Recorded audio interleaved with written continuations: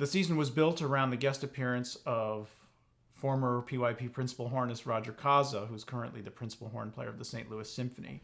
Roger's a world famous performer, and I imagine we'll have horn players from far and wide coming to see this concert, not only because of Roger, but because of this unusual work he's going to play with us, which I suspect is not performed very often. And it comes from a very happy period in music, which is the early 1970s, when popular music was under the influence of a lot of different things. Some of the music from that time, it's just like the clothes from that era. It's just sort of eye-opening to look at, and it's ear-opening to listen to this music, which was influenced by the folk rock music of the era, specifically the groups Pentangle and Fairport Convention. The final movement is actually a song reminiscent of some of these folk rock tunes, which the composer hopes that the soloist will take on the duties of being a vocal soloist as well as a horn soloist, because the vocal line and horn do not perform at the same time.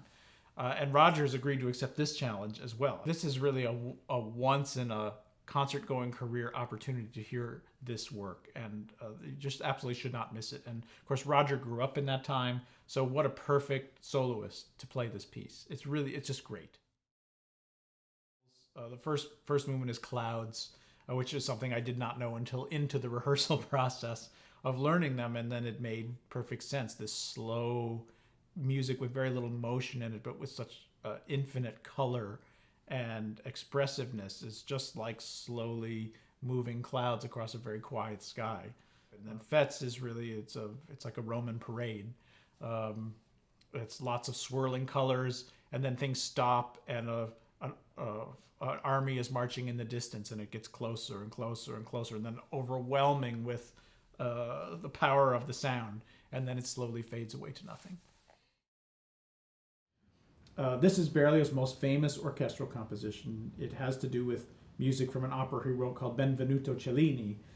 But there's no denying that in terms of its orchestration and the beauty of its melodies and the excitement of its rhythms, that this is a perfect piece to end an unusual concert program, and one which will give our students a chance to play this very famous piece of music, because it's of course important for them to be exposed to things that they will be unlikely to encounter anywhere else, like the Schickali, like Thomas Swoboda's Symphony, but they also do need to play some of the pieces that are among the most famous, and this is one of those.